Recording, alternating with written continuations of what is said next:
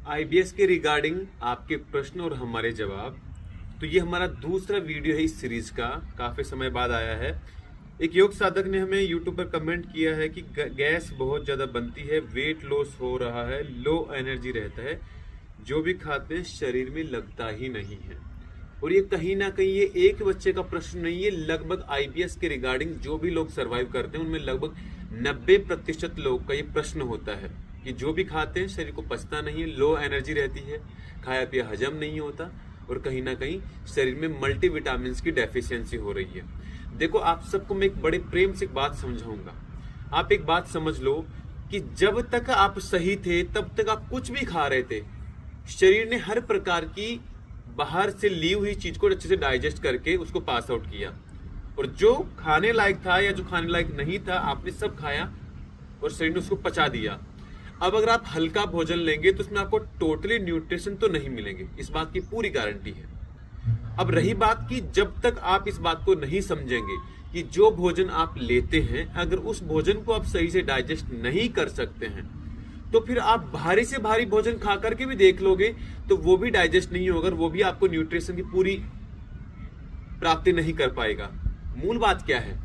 कि जो भोजन हम लेते हैं वो सही से बॉडी को लगे, तो भोजन जो लेंगे वो पचने लायक तो पहले हम लें। मैं कहता हूं जैसे कई बार कि आईबीएस संग्रहणी या अल्सरेटिव कोलाइटिस के दौरान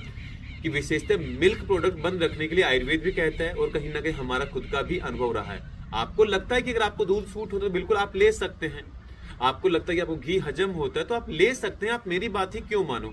हमने हमारा अनुभव बताया आज के 1.5 साल 2 साल पुराने वीडियो में कि मिल्क प्रोडक्ट इसलिए अवॉइड किया जाता है कि उसका डाइजेशन में थोड़ा सा प्रॉब्लम अधिक करता है, इसलिए कई लोगों को मिल्क प्रोडक्ट वैसे भी सूट नहीं करता है।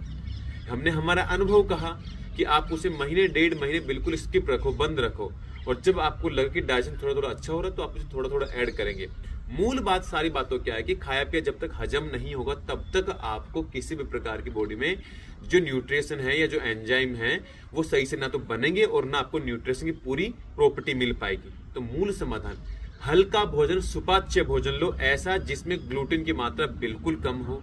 मिल्क प्रोडक्ट की कोई ना कोई ऐसी कोई भी चीज ना ले जो कहीं ना कहीं आपकी डाइट में हो। इन 2 चीजों को टोटली आप स्किप रखेंगे और थोड़ा थोड़ा सीजन के हिसाब से, जैसे मूली की सब्जी है, थोड़ी गाजर की सब्जी है, थोड़ा लौकी है, थोड़ा परवल है, इनकी सब्जी लो, मूंग दाल की सब्जी लो, आटा लो तो जो ज्वार गेहूं का थोड़ा उसमें रागी डाल सकते हो अगर आपको सूट करता है तो, नहीं तो आप उसी में थोड़ा सा चना डाल सकते हैं। अगर शरीर पित्तवर्धक नहीं है थोड़ा उसमें अजवाइन डाल सकते हैं, गैस अधिक बनती है तो ये सारी चीजें लाभ देती है।